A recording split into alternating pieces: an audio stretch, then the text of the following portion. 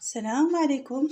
اليوم غنقدم لكم واحد العصير اقتصادي ولذيذ وكيجي اكثر من رائع. يصلح لكم في هاد الاجواء ديال الصيف، كيجي اكثر من رائع وفرجه ممتعه. عندنا حبه ديال الحامض وحبه ديال الخيار. غنقطعو دوائر، كنشيلو هاد الرؤوس، كنقطعو كامل دوائر على هاد الشكل.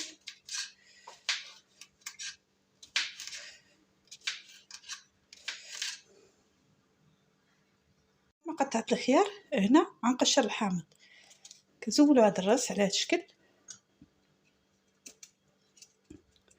ضروري انكم ملي تكونوا كتقشروه زولولو، خليوه بهذا الشكل هذا، خلولوش يجي الجلفه البيضاء نهائيا لانها طلق فيه المروره.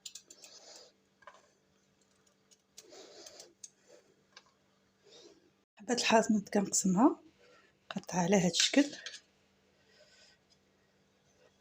في هذا الاثناء غنجيب العصاره، المكونات كاملين في العصاره، وكنضيف عليهم ماء معدني لتر الا ربع ديال الماء المعدني على هذا الشكل.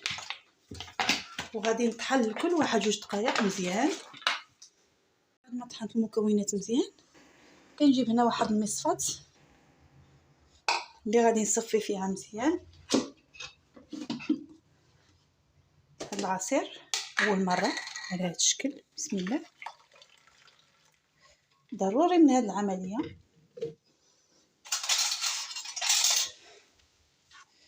على هذا الشكل هذا.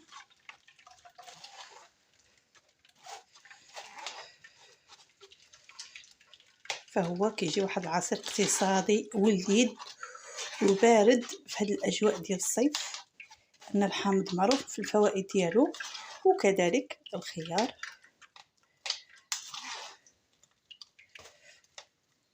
كيسقام عليك رخيص. من بعد كيبقى لي غير هاد الشوائب على هاد الشكل، غادي نشيلهم على جنب. وهنا كنرجع العصير مره ثانيه العصاره على هاد الشكل. وفي هاد الوقت هذا غنضيف 2 ديال المعالق كبار ديال السكر حبيبات، غادي نعاود نطحنو مزيان.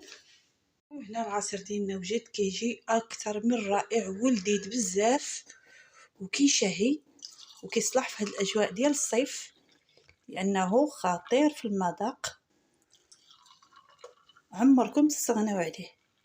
كيجي اقتصادي وولذيذ بزاف، كيعطيكم كميه ديال 3 كؤوس بهاد المقادير قليله وبالصحه والراحه.